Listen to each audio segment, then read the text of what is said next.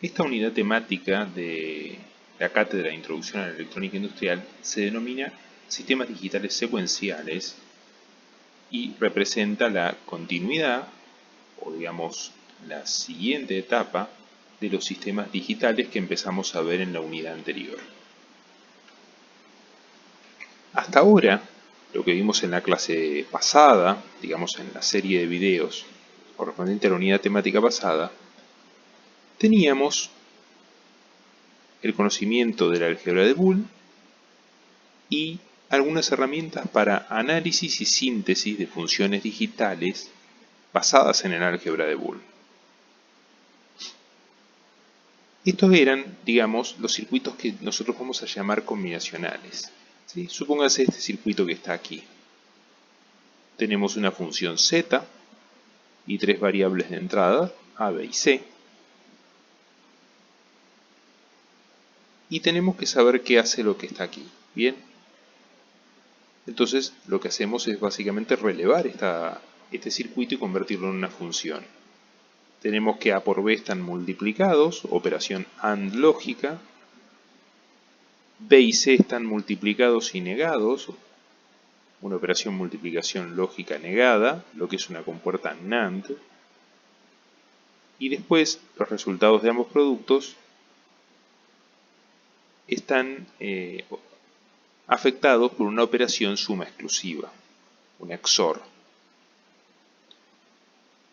Si aplicamos algunas de los postulados y propiedades que conocemos, esta función se puede desglosar en esta otra. Más allá que sea la primera o la segunda o alguna otra versión intermedia simplificada,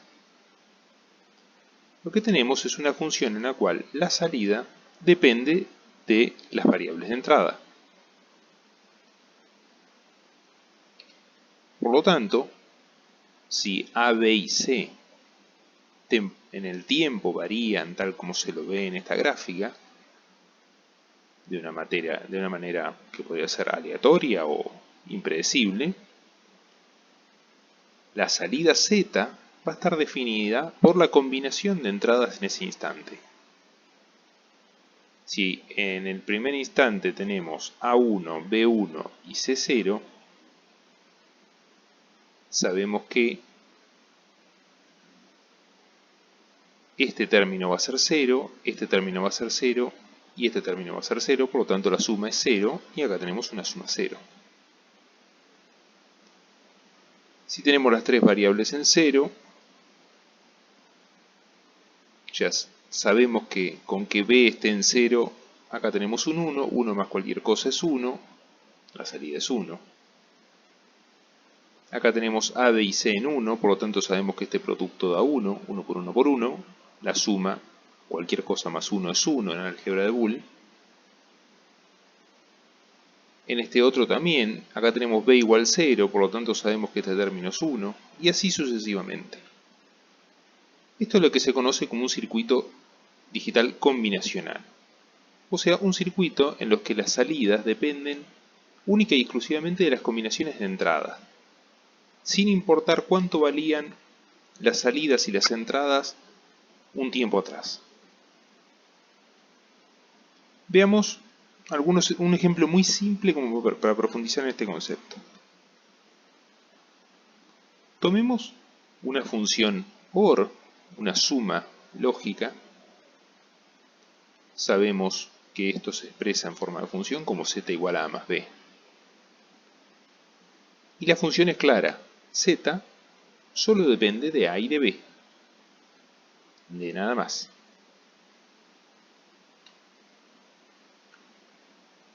Si esa misma función yo ahora le dejo constante una de sus entradas, supongamos la entrada B ya no es más B, ahora es 0 directamente, ya no es más una variable. Z va a ser igual a A más 0. Y por las propiedades del álgebra de Boole sabemos 0 es el elemento neutro de la suma, queda z igual a. Ahora z solo depende de A, pero sigue siendo lo que se dice un circuito combinacional. La salida depende de la entrada, sin importar su historial. Si ahora reemplazo la entrada B por un valor fijo 1, 1 más A es igual a 1. Ahora la función no depende de A y vale siempre 1. Fíjense que aquí ahora tenemos una función que al revés del caso anterior no depende de nada, está fija, es una constante. Y fíjense este otro caso curioso. Supónganse que ahora tomo la misma salida de z y la realimento en la entrada. Si lo traduzco esto en una función, la salida z va a ser igual a más z. Pero el comportamiento de este sistema va a ser muy diferente de si en el instante 0, cuando arrancamos a analizar este circuito, la salida ya estaba en 1 o en 0. ¿Por qué lo digo? En un sistema digital, las variables tienen solo dos estados. Por lo tanto, para analizar este circuito tenemos que asumir que z, para empezar el análisis, está en 1 o en 0. Si no, acá tengo una indeterminación y no sé cuánto me da esta suma. Si asumo que z está en 1, me queda 1 más a y la salida está en 1. Y lo que veo es que z, la salida z, va a ser siempre 1. Ahora, si en vez de asumir eso digo, no, z está en 0. Acá tengo un 0, por lo tanto, la salida z va a depender de a. Si a es 0, 0 más 0 es 0, sigue estando en 0. Ahora, si a es 1, me va a quedar 1 más 0, 1. Y una vez que cambie z a 1, ya no va a poder volver a cambiar a 0. Fíjense que en este caso, esta función muy simple que armamos acá, que quizás no tiene ninguna utilidad práctica, es una función que ya no depende solo de a, sino del valor pasado. ¿Sí? Por eso puse aquí zn-1 y z sub n. La salida en el próximo estado depende de lo que valía esa misma salida en el estado anterior. Si la salida en el estado anterior valía 0, entonces la salida en el próximo estado depende de a. Ahora, si la salida en el estado anterior era 1, la salida en el estado próximo va a ser 1. ¿Sí? Noten la diferencia con el circuito puramente combinacional como era el de acá arriba. Es como que este nuevo circuito tiene una cierta memoria. Bien, a partir de este ejemplo entonces nos sirve para introducir el concepto de sistemas digitales secuenciales. Un circuito de conmutación secuencial, denominado habitualmente, y vamos a utilizar la terminología aquí, flip-flop, se define como un circuito bivaluado en el cual la salida en cualquier instante depende de la entrada, de las entradas en dicho instante y de la historia pasada de esas entradas y salidas. Aparece un diagrama en bloques como este. Antes teníamos directamente una lógica combinacional, entradas, lógica, salida. Ahora vamos a tener lo mismo, entrada, lógica, salida, pero aparece el concepto de memoria y el concepto de estado. El estado representa justamente esa memoria antes y después de los cambios en las entradas. Entonces ya no hablamos solo de entradas y salidas, sino de entradas, salidas y estado. Básicamente, insisto en este concepto, es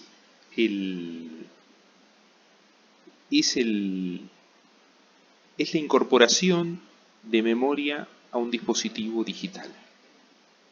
Las salidas están condicionadas por la memoria que tiene ese circuito digital. Bien.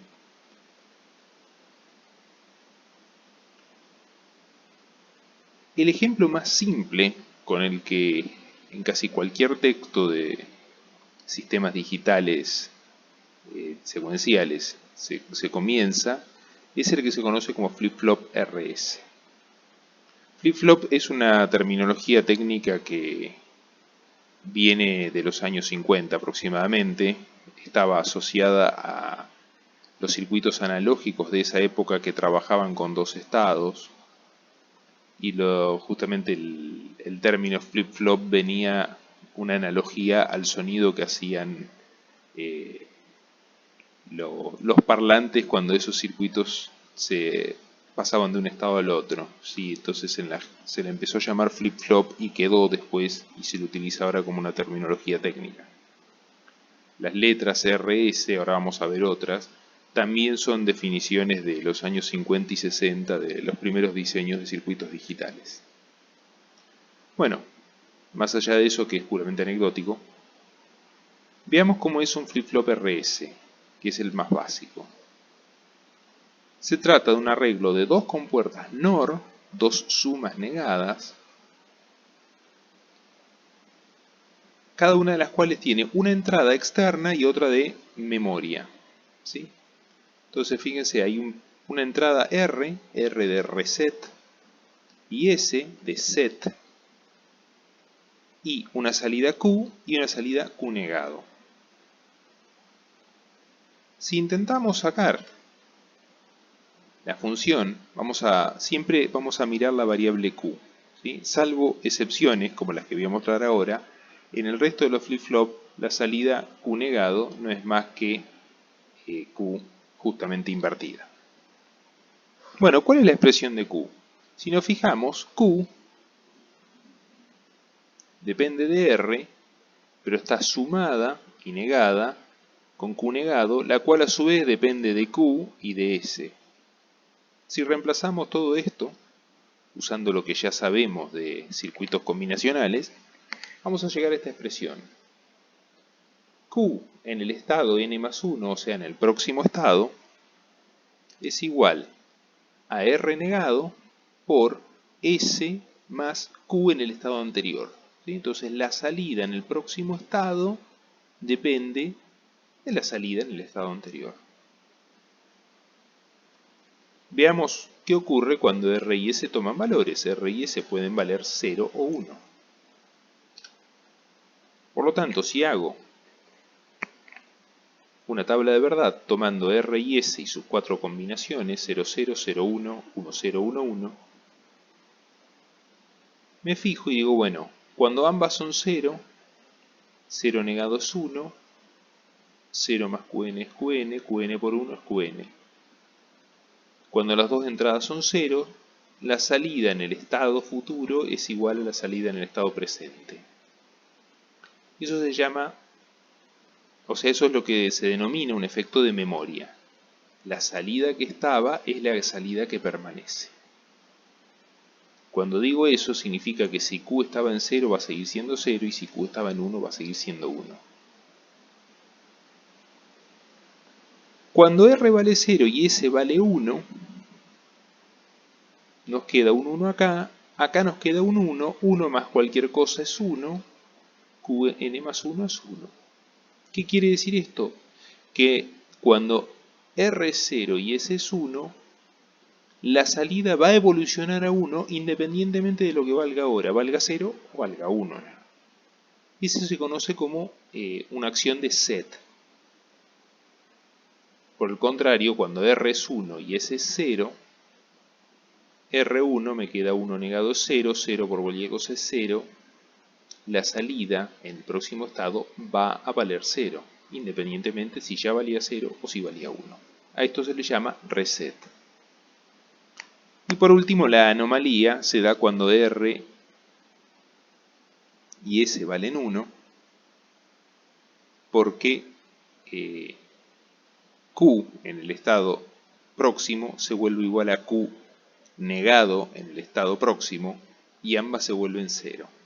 Entonces decimos que este es un estado prohibido, indefinido, porque ambas salidas se tornan 0 y no se cumple esta definición de Q y Q negado. Bueno, aquí tienen un diagrama de tiempos donde pueden apreciar un poquito más en detalle esta operación. R y S van variando. Aquí en esta franja, Cuando R está en 1 y S está en 0, venimos a la tablita, R set, por lo tanto Q está en 0 y Q negado va a estar en 1. Cuando ambas están en 0, memoria quiere decir que permanece la salida en el estado que estaba, 0 y Q negado en 1. Cuando activamos S y desactivamos R, tenemos set, la salida pasa a 1 y la salida negada a 0. Cuando tenemos las dos en 1, tenemos el estado prohibido o indefinido en el cual las dos salidas valen 0, lo cual es una incongruencia desde el álgebra de Boole, que una salida y una salida negada sean idénticas. Y así sucesivamente, ¿sí? Fíjense que acá tenemos, descartando el caso prohibido, tenemos las tres funciones que tiene que tener una memoria digital, elemental. La posibilidad de ponerse en 1, la posibilidad de ponerse en 0 y la posibilidad de almacenar ese 1 o ese 0 todo el tiempo que necesite.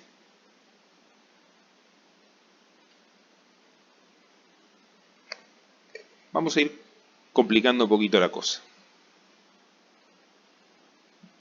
Aquí, antes de seguir, pues lo vamos a usar de aquí en más, aparece el concepto de sistemas secuenciales sincrónicos o asincrónicos.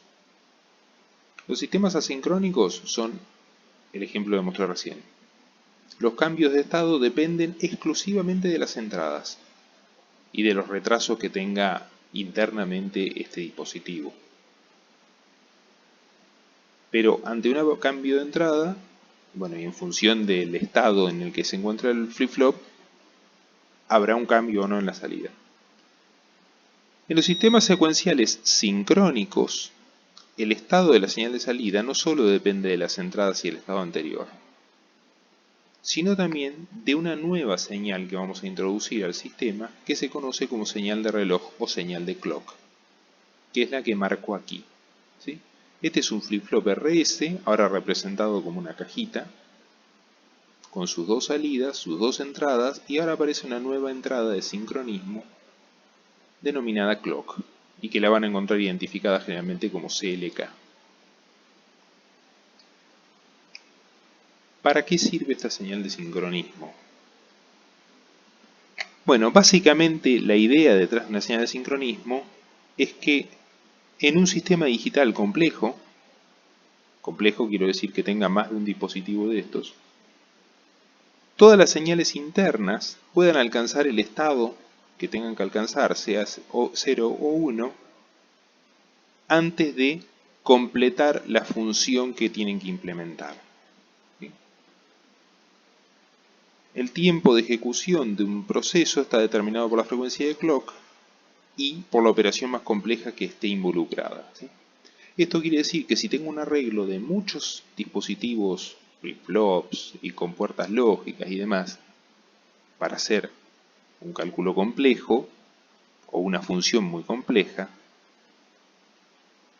necesito sí o sí ese patrón de tiempos que evite que por alguna cuestión de retardos una parte de la función haya completado su proceso y otra no, y se generen resultados incorrectos, ¿sí? Es como que yo esté calculando una función que tiene varios términos y estoy sumando, por ejemplo, un 1 más una tangente hiperbólica y bueno, el 1 lo voy a poder computar inmediatamente porque está ahí cantado, o supóngase 2 por 2, más una tangente hiperbólica de la raíz cuadrada del seno de x. 2 por 2 lo voy a hacer en un paso, mientras que el otro por ahí voy a tener que hacer varios subpasos. Si yo no logro sincronizar esos dos términos, voy a hacer una suma de un término 2 por 2 que lo calculé enseguida, más otro término que no terminé de calcular y que todavía no tiene un valor definido. Y para eso funciona un poco la señal de clock. Imagínense una computadora o un celular donde tenemos este flip-flop y estas compuertas lógicas que hemos visto en los videos de la unidad anterior, multiplicados por millones. por miles de millones. ¿Sí? Entonces, imagínense que todo eso tiene que tener algún tipo de patrón de tiempo. Bueno, eso es la señal de clock. Básicamente, clock, reloj. Es una pauta de tiempo fija, generalmente una señal cuadrada, de periodo constante, que le marca el tiempo a todos los subsistemas digitales.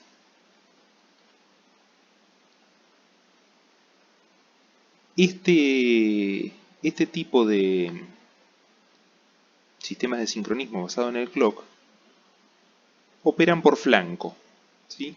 Este simbolito que está aquí con un triángulo significa que es un detector de flanco ascendente. Eso quiere decir que va a detectar cada vez que el clock pasa de 0 a 1. ¿Sí? Imagínense el clock, una onda cuadrada. Cada vez que pasa de 0 a 1, acá adentro va a haber un detector de flanco que va a tomar eso como señal de habilitación y va a hacer lo que tenga que hacer el flip-flop. Esos detectores de flanco, ya sean positivos o negativos, están en la práctica armados con circuitos internos que tienen esta forma. Básicamente lo que aprovechan es el retardo adicional que agregan todas estas compuertas para generar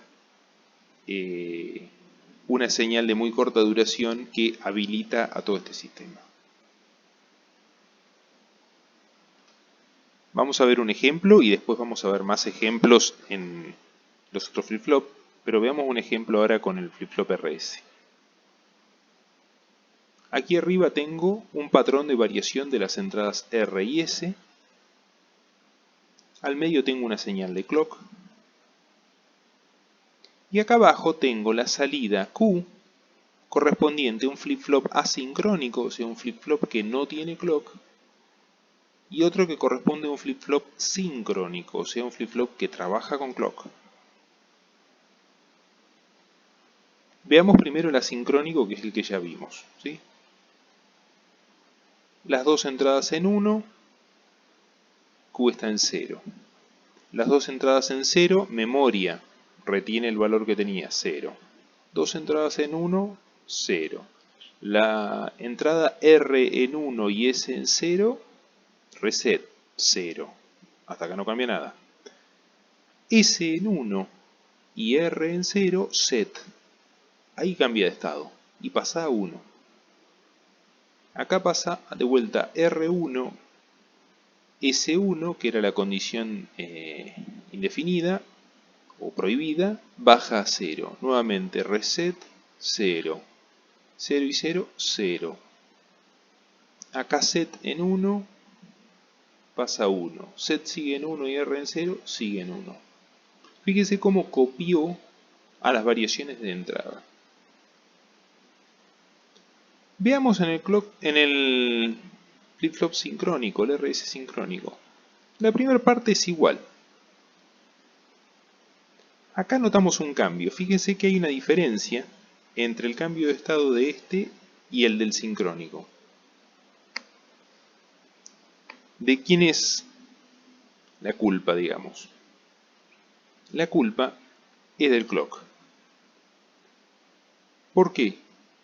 Porque este flip-flop sincrónico que está aquí solamente va a cumplir su función de flip-flop, o sea, se va a comportar como tal, en este caso, en los flancos negativos, o sea, cuando pasa de alto a bajo.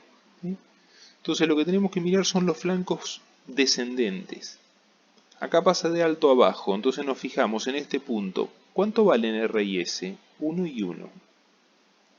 Eso sabemos que hacía que la salida Q vaya a 0. Perfecto. Aquí, ¿cuánto valen? 0 y 0. Y así sucesivamente. 0 y 0. 1 y 1, etc. Acá, set pasó a 1, reset pasó a 0. Pero este flip-flop no se enteró, por decirlo de una manera simple, hasta que el flanco del clock le dijo, ahora estás habilitado. Básicamente le dio la señal de habilitación. Eso hizo que, fíjense, acá aparece la diferencia entre una cuestión sincrónica y asincrónica. Lo mismo ocurre acá. Si bien tenemos R y S en 1, que me fuerzan la salida a 0, este flip-flop, el sincrónico, no puede hacer nada hasta que no reciba la señal de clock que lo valide. Cuando recibe el flanco descendente, recién ahí verifica las entradas y cambia su estado. Acá lo mismo, fíjense que set sube a 1, pero como el flanco descendente estaba un poquito antes, lo que vio básicamente fue 2 entradas en 0. Y recién, un ciclo de clock después, encontró el cambio de set y hizo el cambio de estado, ¿sí? Fíjense esas sutiles pero muy importantes diferencias a la hora de analizar circuitos complejos, ¿sí? Igual vamos a ir viendo más ejemplos sobre esto en las siguientes filminas con los siguientes flip-flops.